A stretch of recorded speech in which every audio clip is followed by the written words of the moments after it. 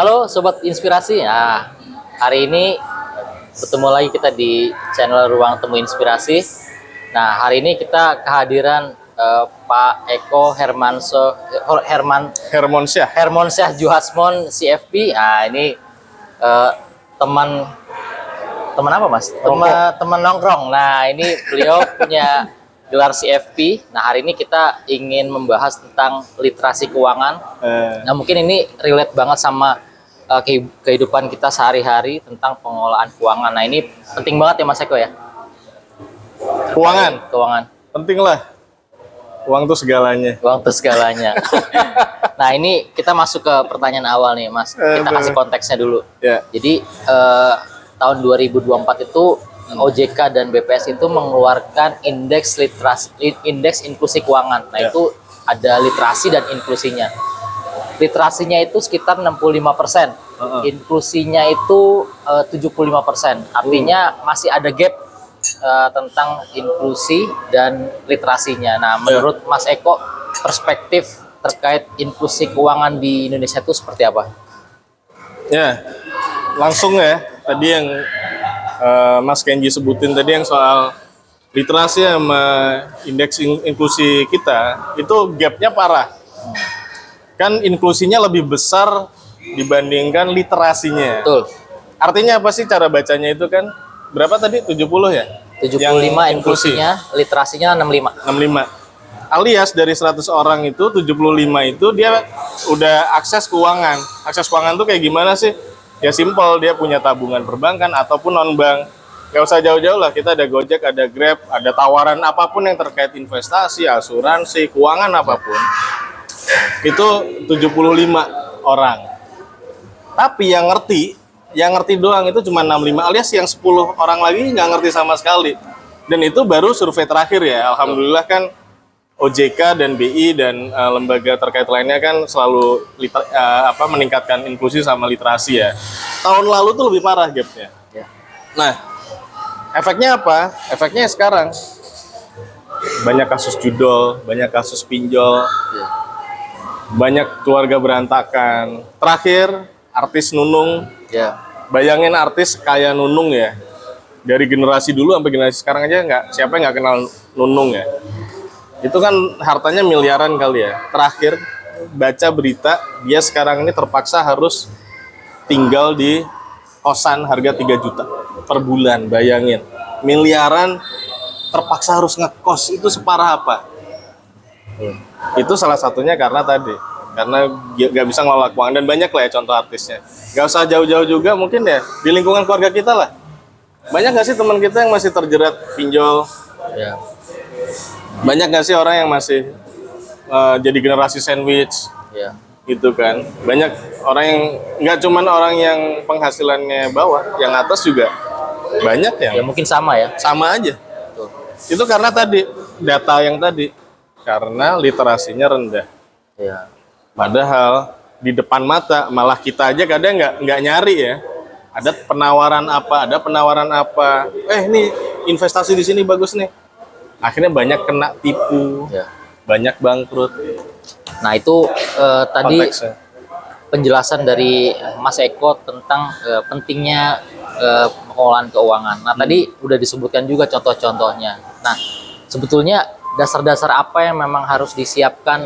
Mungkin ini teman-teman generasi muda ya Mas, untuk pengelolaan keuangan yang baik itu kira-kira seperti apa?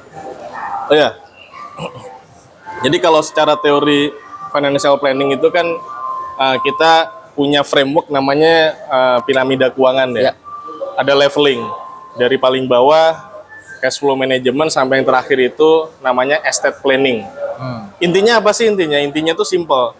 Gimana caranya kita ngatur duit mulai dari kita terima sampai kita simpen, kita kembangin, sampai kita warisin. Intinya tuh itu. Nah, di level terbawah ada namanya cash flow management. Gimana caranya kita ngatur uang masuk sama uang keluar, harus kita pastiin ada surplus. Yang kedua, risk management sama insurance management level 2-nya. Kita mastiin kalau kenapa-kenapa kita tuh nggak boncos. Namanya kan yang pasti di dunia ini kan ketidakpastian ya. Ya. Kita nggak tahu handphone kita rusak, mobil kita kenapa-kenapa, rumah kenapa-kenapa, kita sakit. Jadi kita pikirin, kita mastiin masa depan kita besok sampai seterusnya itu kalau ada apa-apa yang di luar kendali kita masih aman, nggak hancur hidup kita. Yang level ketiga, kalau udah bisa itu, kita mikirin gimana uang itu bekerja untuk kita. Jadi uang ngasilin uang lagi, investasi. Terakhir, itu adalah gimana kita ngewarisin yang benar. Ya sebenarnya itu ini ya, belum penting-penting amat, tapi kalau nanti udah di umur 40-an ke atas kayak saya, udah mulai mikirin tuh. Karena kita bisa berhemat banyak, bukan apa-apa. Kadang banyak yang orang case suaminya meninggal atau istrinya meninggal, nomor PIN tabungannya aja nggak tahu. Waduh. Terus banyak lah keributan-keributan gara-gara warisan segala macam. Poinnya tuh itu doang. Literasi keuangan itu, kita tahu gimana sih cara ngelola uang yang benar. Kenapa sih hal yang kayaknya simple tapi perlu dipelajari? Karena gini, menurut buku Psychology of Money-nya, siapa namanya? Bukunya itu, di Psychology of Money itu bilang bahwa Morgan Housel. Jadi kita itu kalau urusan sama duit, ya dalam kehidupan sehari-hari lah, itu lebih banyak dipengaruhi psikologi. Jadi kebiasaan kita dari kecil gimana itu kan faktor lingkungan, faktor normalisasi segala macam. Nah, ya karena itu tadi banyak yang kita lakuin itu di bawah alam bawah sadar kita, bukan dipikir secara rasional. Nah, bahaya kan kalau misalkan kita ngambil keputusan, apalagi menyangkut hidup kita kalau nggak rasional. Konteksnya. Ya. Tadi ada 3 piramida investasi ya. Ada layer pertama itu cash flow, kedua itu insurance, ketiga itu lebih ke investasi. Investment ya, nanti bisa pilih investasi dari itu ya. Artinya proteksi dulu yang penting ya Mas ya. Cash flow, proteksi dan investasi. Nah, mungkin ini biar lebih relate ke generasi muda, gimana cara bijak mengelola keuangan tadi. Oh, oke. Nah, itu gimana Mas Eko? Iya. Mungkin tadi ya, kalau istilahnya kan keren kadang jadi nggak relate ya. Ada peribahasanya sebenarnya. Ini sesuatu yang klise itu orang ngomong klise. Tapi sesuatu yang klise itu biasanya itu karena udah terbukti. Makanya jadi sesuatu yang klise. Peribahasa pernah dengar nggak, Ken? Lebih besar pasak daripada tiang. Itu kan simpelnya adalah pengeluaran kita itu harus lebih rendah daripada penghasilan kita. Gitu kan. Yang kedua, sedia payung sebelum hujan. Artinya, ya kalau ada hujan tiba-tiba di depan, kalau kita sedia payung, aman. Kita masih bisa ngelanjutin perjalanan kita. Kalau kita nggak punya asuransi, nggak punya BPJS lah paling simpel. Dana darurat. Iya, Nunung itu kan boncosnya gara-gara buat biaya pengobatan dia, abis-abisan miliaran abis cuman buat berobat. Karena nggak punya asuransi, sesimpel itu. Terus nggak punya dana darurat kalau ada handphone segala macam rusak atau apa musibah. Yang ketiga, siapa yang menabur dia yang menuai. Nah itu tadi yang pucuk paling tinggi. Pucuk paling tinggi, gimana caranya uang itu bisa menghasilkan uang lagi. Karena apa? Karena kita nggak selamanya bisa kerja. Karena kita nggak selamanya bisa make money. Bisa aja, nauzubillah, kita sakit. Atau kita pass away atau apa. Gimana keluarga kita? Nah, gimana caranya mikirin uang kita itu jadi pohon uang gitu. Jadi kita tanam, dia tumbuh, berbuah. Buahnya jangan kita makan semua. Buahnya kita sisain buat kita tanam lagi. Jadi pohon-pohon lagi tanpa kita nggak ngapa-ngapain lagi. Nah itu paten tuh teman-teman. Jadi tipsnya ada 3 tadi. Intinya sesimpel itu sih. Lu pastiin uang masuk lebih banyak daripada uang yang keluar. Habis itu lu siapin dana darurat buat jaga-jaga. Sama asuransi buat jaga-jaga. Itu kan yang kedua. Yang ketiga gimana caranya duit lu tuh muter tanpa lu harus kerja. Gitu aja. Bukan bisnis ya, beda ya. Investasi itu kita kalau lu masih gue invest nih di coffee shop, itu bukan bisnis, bukan investasi, itu kerja.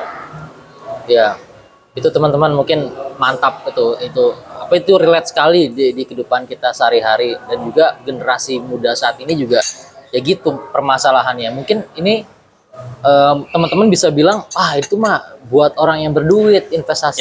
Gimana dengan teman-teman yang memang ya dia kerjanya misalnya gajinya hanya UMP misalnya. Gimana kita strateginya untuk tadi untuk menerapkan piramida investasi tadi gitu, Oke. Mas Eko.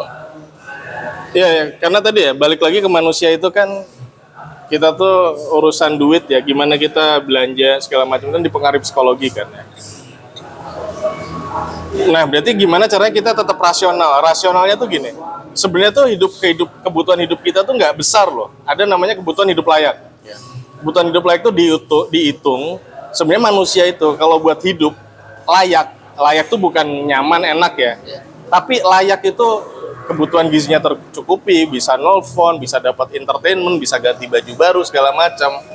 Itu tuh senilai UMR sebenarnya. Jadi kalau lu ditanyain, lu bisa survive nggak hidup dengan UMR Jakarta 5 juta? Harusnya lu bisa. Itu karena itu udah dihitung. Lu lihat komponennya deh. Kebutuhan hidup layak di Permenaker kalau nggak salah. Gue udah pernah lihat itu tuh layak banget. Sampai ada buat beli sisir aja ada dihitung. Nggak cuma buat pulsa segala macam. Nah, seringkali yang orang itu nggak bisa ngatur atau nganggap ngatur duit itu harus kaya. Karena mikirnya, karena pengeluaran dia tuh di atas normal gitu, di atas rata-rata. Ini pengalaman pribadi ya. Kalau sekarang mungkin orang bilang Pak Eko udah kerjanya enak segala macam. Dulu pas lagi probation, aku ingat banget tuh probation orientasi ya kita ya. Orientasi itu kan penghasilan tuh dulu ya. Dikala UMR itu di Aceh tuh dulu berapa ya? 2,5 juta. Aku tuh cuma dapat 1,2 apa lupa. Bisa hidup aja gitu. Gitu. Sebenarnya kan tergantung kita kan. Betul. Nah, tadi gimana ngontrol itu? Yang susah psikologi. Emang sih urusan duit itu kadang bukan cuma gimana ngatur duit, enggak. Efeknya ke mindset juga. Kalau lu masih fear of others people opinion, lu FOMO, lu itu ya wassalam. Kalau lu caranya itu bukan ke CFP, lu ke psikolog kalau itu. Nih mungkin lebih konkret lagi Mas. Jadi buat teman-teman yang untuk ngatur uang yang gajinya 5 juta, nah tips Mas Eko itu kan ada pie-nya Mas ya. Ada porsi-porsinya. Itu tips Mas Eko untuk misalnya pekerja yang memang gajinya UMP bisa nabung, bisa hidup layak. Nah, itu proporsinya kayak apa? Iya, sebenarnya tuh nggak ada rule baku ya. Betul. Maksudnya tuh kan ada 50, 30, 20, ada 60, 40, ada 30, 30, 30. Itu nggak ada rule baku, tapi prinsipnya adalah pastiin ada yang buat investasi. Bayar diri lu di masa depan dulu. Gitu. Minimal tuh 10% gitu. Sebenarnya angka 10% itu juga is okay sih. Nggak kenapa harus 10%-nya itu lebih ke filosofinya. Ada yang lu siapin untuk masa depan lu. Karena investasi itu kan ada faktor compounding. Dia itu temannya investasi itu waktu. Semakin cepat lu mulai dari sekarang, nggak kerasa. Kayak lu nanam pohon deh. Kalau lu nanam pohonnya itu 10 tahun yang lalu, akhirnya tahun pertama dia berbuah, buahnya lu tanam lagi, jadi pohon baru lagi dan seterusnya. Itu kan butuh waktu, permainan waktu kan. Makanya kenapa kita investasi itu perlu disiapin dari awal. Lebih bagus 20%. Terus habis itu untuk kebutuhan yang basic need itu 50. Yang 30 itu kan supaya lu tetap waras gitu kan. Lu mau fun segala macam. Gitu ya. Entertainment segala macam. It's okay sih gitu. Nongkrong-nongkrong di kafe itu kan itu masuk ke situ. Jangan impulsif, terus juga nggak berstrategi dalam pengelolaan keuangan gitu ya. Mungkin kalau WMP emang agak-agak susah ya, karena kecuali lu memang mikirin buat masa depan, ya lu sisihin. Tapi kalau misalkan nggak bisa, harus bisa. Kalau saran gue realistis, mending lu invest ke diri sendiri, yang 10% tadi daripada lu invest. 10% tadi lu ikut course atau lu belajar apa gitu. Atau kuliah lagi.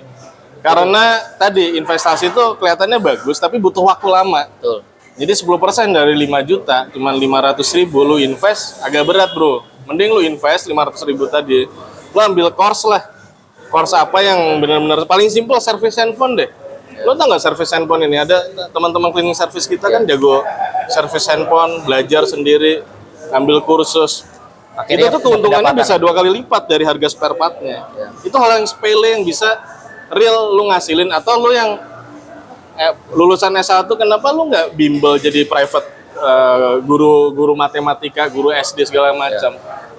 Gitu. Ya, itu jadi tadi ya apa 10% itu disisihkan untuk masa depan gitu ya. Nah, bisa juga diinvestasikan ke diri sendiri tadi teman-teman. Kalau yang penghasilannya mepet, mending yang 10% tuh dibuat ini naikin skill. Nah, jadi ada naikin revenue value stream. lu. Iya. Revenue stream Lu yang baru. Betul. perlu penghasilan tambahan untuk naikin itu. Ya. Karena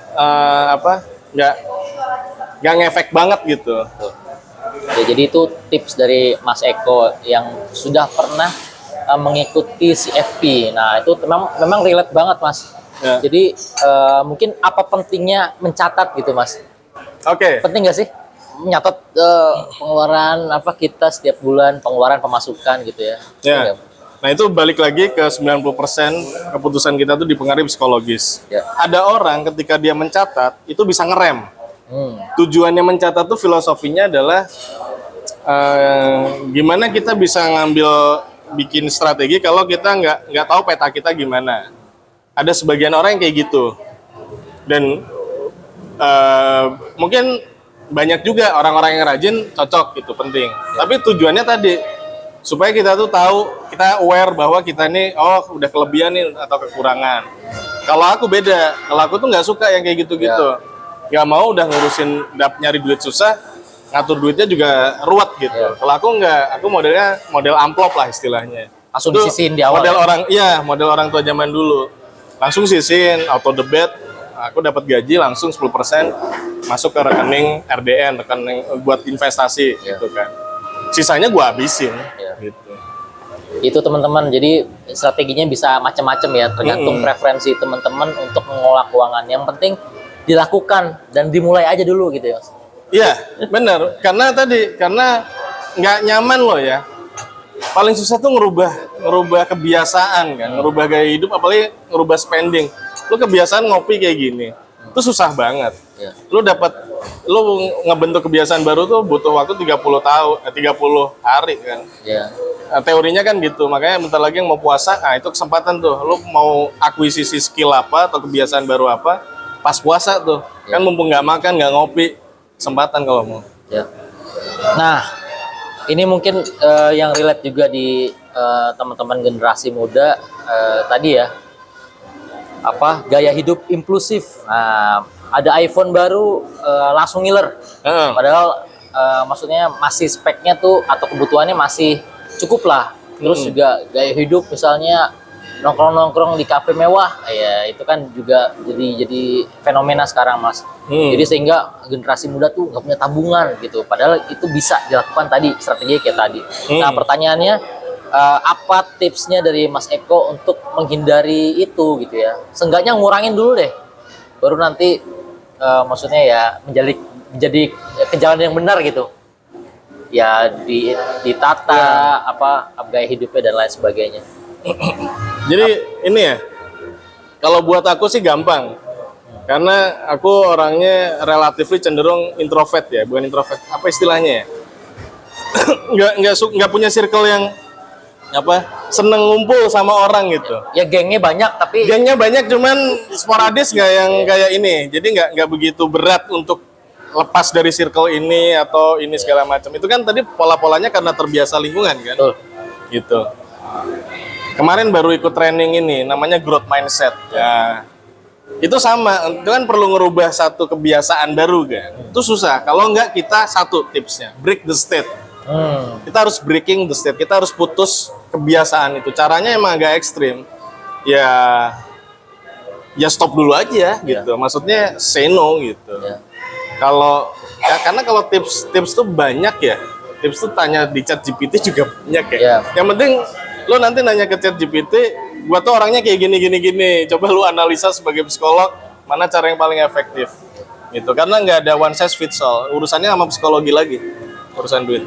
Ya itu bener banget Mas Eko. Jadi mungkin ya teman-teman generasi muda juga bukan pilih-pilih temen ya. Artinya bukan pilih-pilih circle juga, tapi memang kita harus membatasi diri gitu ya. Dan juga harus tahu diri juga gitu. Iya. Jadi lu misalnya yang gaji UMP ya janganlah masuk ke komunitas Mercy gitu ya. Benar. Nah itu balik lagi ke mindset. mindset sih. Follow ini deh kayak yang apa? Lu bikin circle baru di dunia nyata lah. Follow akun-akun Instagram atau TikTok yang ngomongin keuangan. Nanti karena di situ ketika lu punya circle di dunia online lu itu bener mindsetnya, ya itu lebih mudah karena lu kayak dapet empowerment kan. Contoh lu kalau ngikutin influencer keuangan tuh pasti kan ngomonginnya apa, orang itu tuh suka impress orang lain dengan uang yang tidak dia punya untuk mengimpress orang yang dia tidak suka. Iya kan? Aduh, ribet itu kan banget. gara-gara kayak gitu kan, kenapa kita beli ini supaya karena ikut-ikutan gitu. Nah, kalau lu ya tetap nongkrong sama di situ aja, ya lu pasti nggak enakan, nggak kebayang nih gimana caranya. Tapi kalau lu minimal oke lah, lu temenan ada, tapi lu follow yang kayak gitu-gitu tuh mengempower, lu ngerasa nggak sendirian. Oke, ini pertanyaan terakhir buat teman-teman generasi muda dari Mas Eko. Mungkin tips-tipsnya agar kita tetap waras dalam mengelola keuangan. Top waras ini pertanyaannya nggak di brief nih. Ya, mungkin kalau tadi tetap bisa diulangi. iya. Ya, intinya ini ya. Tadi kita harus paham dulu nih, ngatur duit itu nggak semudah yang dibayangkan. Nggak, teorinya itu banyak dan itu nggak baku. Kenapa nggak baku? Karena tadi ngatur duit itu urusannya sama psikologi 90%. Kebiasaan. Jadi nggak ada gunanya juga lu tahu 50, 30, 20, lu tahu investasi, lu tahu bisnis, lu tahu apapun itu nggak ada gunanya kalau nggak lu nggak lu lakuin, nggak lu jadikan kebiasaan, nggak punya mindset dulu nih. Yang penting mindset dulu sih. Jadi kalau supaya waras, simple sih, nggak harus soal keuangan ya. Dalam hal apapun, menurut lu logis nggak yang gue lakuin? Logis nggak? Pertanyaan simpelnya itu. Logis nggak? Gue mau gini logis nggak? Gitu. Kalau lu cuman ya gimana lagi kalau nggak caranya nggak ngutang nggak bisa kebeli. Gimana lagi kalau nggak? Itu lu ketika ngasih pertanyaan itu lu harusnya mikir logis gak ya gitu. Kapan kita punyanya kalau nggak ngutang? Bener. Kan pertanyaannya harusnya nggak gitu kan? Kenapa harus nanya gitu? Harusnya pertanyaannya gimana caranya dapetin tanpa ngutang. Ketika pertanyaan dibalik kan kita jadi mikir, oh gua harus cari dapat duit tambahan nih gitu kan. Atau gua harus ngapain nih. Tapi kalau pertanyaannya seperti itu, ya susah. Karena nggak logis pertanyaannya gitu. Iya, itu ini sangat relate ya di kehidupan kita sehari-hari, apalagi generasi muda untuk pengolahan keuangan. Nah, ini mungkin sesi pertama kita dengan Mas Eko gitu ya. Ada lagi? Wah, ada lagi Mas. Nih teman-teman, ini asal tahu ya teman-teman. Ini ruang temu inspirasi itu yang ngomporin tuh Mas Eko. Jadi Mas Eko tuh harus tanggung jawab gitu ya. Nanti semoga bisa menginspirasi teman-teman dalam waktu nanti yang selanjutnya ya Mas ya. Siap, mungkin itu apa yang kita dapat sampaikan. Terima kasih atas waktunya Mas Eko. Thank you Ken. Mudah-mudahan menginspirasi. Siap. Ya, nah ini yang penting kita sampaikan apa yang baik-baik untuk generasi muda. Jangan lupa follow dan subscribe, like dan komen channel Ruang Temu Inspirasi. Dan apa Mas? Oh ya, ada akun juga, aku Logika Uang. Kalau yang mau belajar personal finance, ada juga logika saham kalau mau belajar investasi saham. Ada juga ya follow akun saya gitu. Nanti di deskripsi kita nanti cantumkan. Itu ya. Oke, terima kasih. Buat sharing-sharing aja, thank you. Bye. Ya, mantap.